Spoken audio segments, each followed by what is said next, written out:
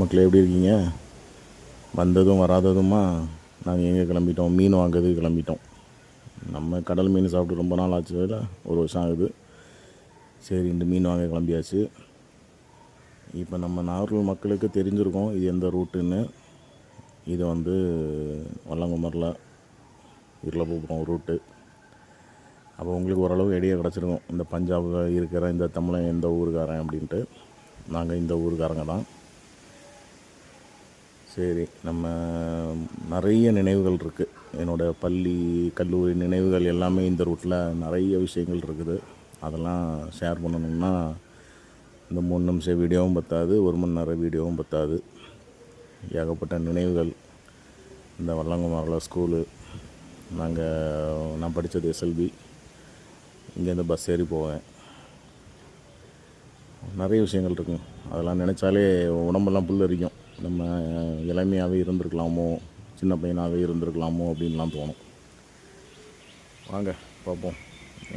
மீன் வாங்க கிளம்பியாச்சு. நாங்கள் ஸ்லோவாக தான் போகிறோம். ஏன்னா நம்ம என்ஜிஓ காலனி, நம்ம இங்கே ஒரு வடை கிடைக்கும். ஒரு ரூபாய்க்கு ஒரு வடை கிடைக்கும். அந்த வடையெல்லாம் இப்போ இருக்கான்னு தெரியல.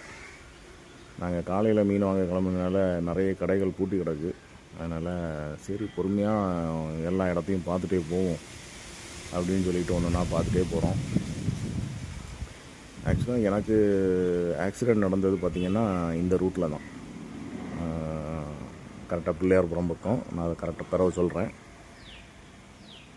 இப்போ நம்ம சாலை ஜங்ஷனில் இருந்து நம்ம சங்குத்துறை பீச்சுக்கு போயிட்டுருக்கோம். இந்த இடத்தோட நினைவுகள்னு சொல்லணும்னா, நாங்கள் டெய்லி காலையில் இங்கே நம்ம மேலக்ஷம்பூரில் எனக்கு ஒரு ஃப்ரெண்டு உண்டு.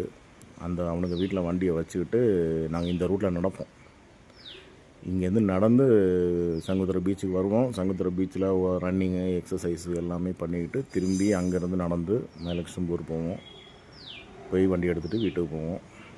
இதெல்லாம் மறக்க முடியாத நினைவுகள்ங்க. அதெல்லாம் வாழ்க்கையில் திரும்பி வரவே செய்யாது. இப்போ நம்ம சங்குத்துறை பீச்சுக்கிட்ட வந்தாச்சு. பாருங்கள், இதெல்லாம் இப்போ இதில் இந்த சங்குத்துறை பீச்சில் அந்த நிலக்கூடை இருக்குது பார்த்திங்களா? எனக்கு நல்ல ஞாபகம் இருக்குது. இந்த நிலக்கூடை கட்டும்போது, காங்கிரீட் போடும்போது நாங்கள் காலையில் நிற்கிறோம். நாங்கள் ரன்னிங்கு விளையாடுறதுக்கு வரும்போது காலையில் அந்த நிலக்கூடை கட்டுறதுக்கு காங்கிரீட் போடுறாங்க.